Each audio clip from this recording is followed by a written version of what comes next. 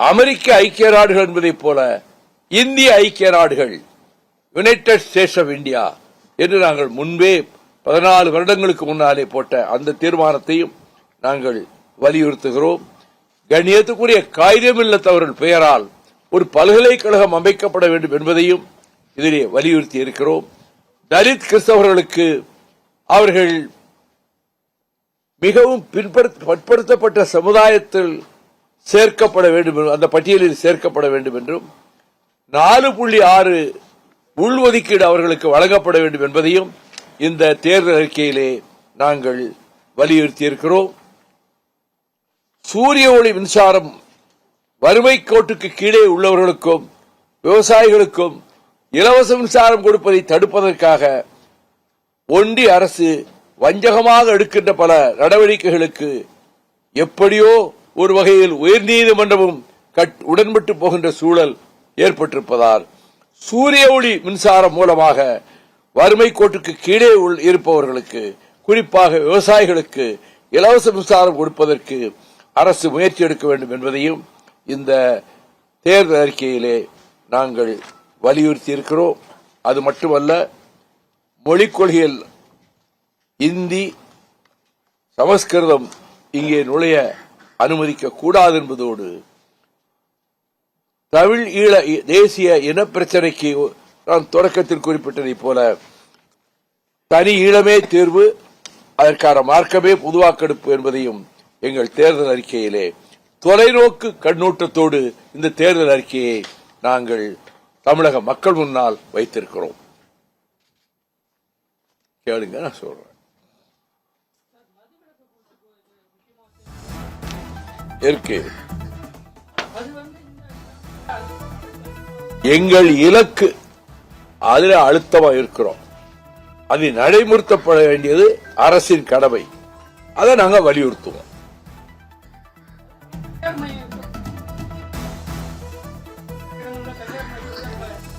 Mixed economy, தனியார் துறையை அறவே ஒழிக்க வேண்டும் என்று நாங்கள் சொல்லல.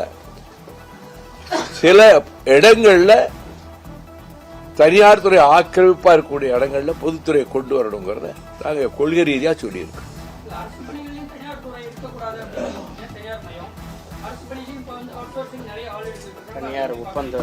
அது கூடாதுங்கிற என்னுடைய நிலைப்பாடு. அரசாங்கத்தில் வலியுறுத்துவோம்.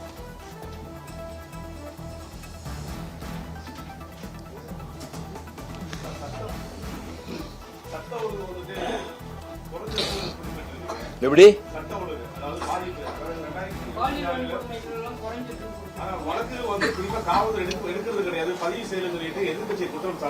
எதிர்கட்சிகள் அவருக்கு தோணுதெல்லாம் குற்றம் சாட்டுவாங்க.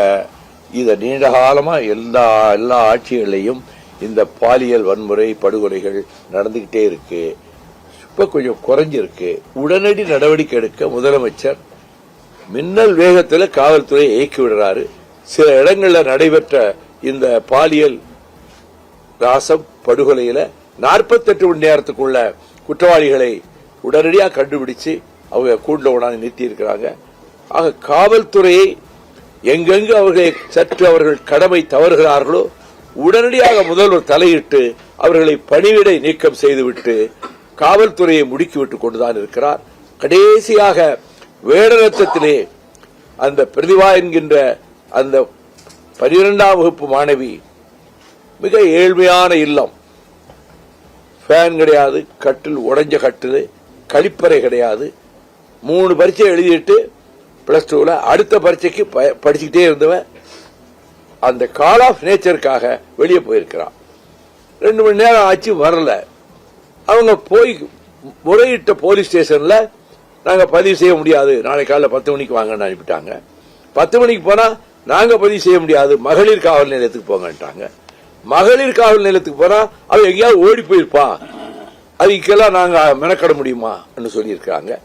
திரும்ப பழையபடி அவங்க குளத்தூர் அந்த குளத்தூர் ஸ்டேஷனுக்கே போக சொன்ன போதுதான் இந்த பெண் குழந்தை ஒரு வேலிகள் நிறைஞ்ச ஒரு இடத்துல அரை நிர்வாணமா கொல்லப்பட்டு கிடப்பதை கண்டு துடிதுடித்து போய் ஊரே திரண்டு, அந்த ஊர்ல தமிழ்நாட்டில் உள்ள எல்லா ஜாதியும் இருக்கு, ஒரு சாதி சண்டை கிடையாது, அவ்வளவு ஒற்றுமையா இருக்கிறாங்க. அது ஆச்சரியமா இருந்தது. அவ்வளவு ஒற்றுமையாக இருக்கக்கூடிய அந்த ஊர்ல இந்த கொடுமையில பல வீடுகளில் சமைக்கவே இல்லை. நான் 3 மணி நேரம் அந்த வீட்டில் இருந்தேன்.